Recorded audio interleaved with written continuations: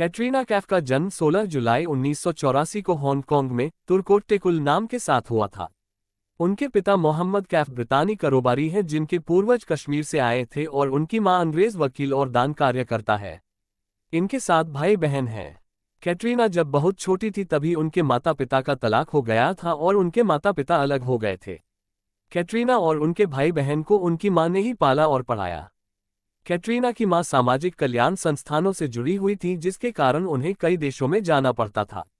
कैटरीना के जन्म के बाद उनका परिवार कुछ दिन चीन में रहा, फिर जापान में, वहां से फ्रांस जब वो 8 साल की थी। फिर वो कुछ महीनों के लिए कभी स्विट्जरलैंड तो कभी पोलैंड तो कभी बेल्जियम और अन्य यूरोपीय देश में रही। बाद में वो अपने परिवार के साथ हवाई में रही जहां उनका पालन पोषण हुआ और अंत में अपनी मां के स्वदेश इंग्लैंड, वहां पर 3 साल रहने के बाद वो भारत आ गईं और अपना कुल नाम अपने पापा का कर लिया क्योंकि उन्हें लगता था कि भारतीय उनकी मां का नाम ढंग से बोल नहीं पाएंगे। ब्रिटिश नागरिक के रूप में वह एक रोजगार वीजा पर भारत में काम करती है। कैटरीना ने 14 वर्ष की उम्र में हवाई में एक सौंदर्य प्रतियोगिता जीती थी, तभी से वो मॉडलिंग कर रही हैं। 8 बाद में उन्हें मॉडल के रूप में अपना पहला काम मिला, एक ज्वेलरी कंपनी का विज्ञापन। फिर वे लंदन में पेशेवर मॉडलिंग करने लगी जहां उन्होंने कई स्वतंत्र मॉडल एजेंसियों के लिए काम किया। यहीं पर एक फैशन शो में फिल्म निर्माता कैजाद गुस्ताद की नज़र उन पर पड़ी जिन्होंने उन्हें अपनी फिल्म बूम में एक किरदार का प्रस्ताव दिया जो टिकट खिड़की पर उन्हें मुंह गिरी। भारत में शूटिंग के दौरान उन्हें अन्य कई प्रस्ताव मिलने लगे तो उन्होंने भारत में ही रहने का फैसला किया। वह जल्द ही एक सफल मॉडल बन गई और उन्होंने कई प्रमुख कंपनियों के विज्ञापन किए जैसे कोका कोला, LG, फेविकोल और सैमसंग। लेकिन फिल्म निर्माता भाषाई कमियों के कारण उन्हें काम देने में हिचकते थे। इसके बाद उन्होंने हिंदी कक्षाओं के माध्यम से अपनी हिंदी सुधारने पर काम करना शुरू किया। अपनी पहली फिल्म की असफलता के बाद उन्होंने मल्लीस्वारी नामक एक तेलुगु फिल्म की। अगले साल वो राम गोपाल वर्मा की फिल्म सरकार में अभिषेक बच्चन की प्रेमिका बनी।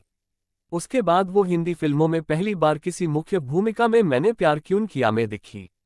2006 में कैटरीना की जोड़ी अक्षय कुमार के साथ हमको दीवाना कर गए में बनाई।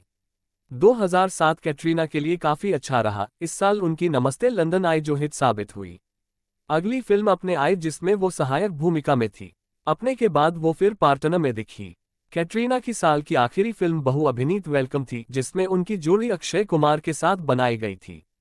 साल 2008 में उनकी पहली फिल्म रेस हिट थी। अगली बार अनीस बज़मी की सिंह इज किंग में नजर आई, सुपरहिट घोषित की गई। फिल्म युवराज टिकट खिड़की पर बहुत बड़ी विफलता थी। इस अवधि के दौरान कैटरीना की आवाज अक्सर डबिंग कलाकारों द्वारा डब की जाती थी क्योंकि वो हिंदी और अन्य भारतीय भाषाओं में निपुण नहीं थी।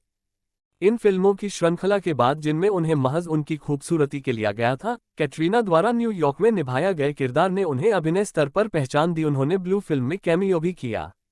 अजब प्रेम की गजब कहानी उनकी अगली फिल्म थी। साल की आखिरी फिल्म प्रियदर्शन की बहु अभिनीत दे दना दन थी। 2010 में प्रकाश झा की राजनीति उनकी पहली फिल्म थी। अक्षय कुमार के साथ फराह खान की फिल्म 30 मार खां में भी दिखी। आइटम नंबर शीला की जवानी की तारीफ हुई। 2011 में वो जिंदगी न मिलेगी दोबारा में दिखी। अगली बार यश राज फिल्म्स की मेरे ब्रदर की दुल्हन में दिखी। 2012 में कैटरीना पहली बार अग्निपथ के लिए एक बेहद लोकप्रिय आइटम गीत चिकनी चमेली में दिखी। इसके बाद जासूसी फिल्म एक था टाइगर में देखा गया। उसी वर्ष कैटरीना ने रोमांस फिल्म जब तक है जान में अभिनय किया। 2013 में कैटरीना एक्शन रोमांच फिल्म धूम 3 में एक सर्कस कलाकार की भूमिका में नजर आई। 2014 में बैंग बैंग में दिखी। 2015 में उनकी इकलौती फिल्म फैंटम रही। 2016 में कैटरीना 2 फिल्मों फितूर और बार बार देखो में दिखी। 2017 में जग्गा जासूस और टाइगर जिंदा है। 2018 में ठग्स ऑफ हिंदुस्तान और जीरो। 2019 में भारत। 2023 में टाइगर 3 थी।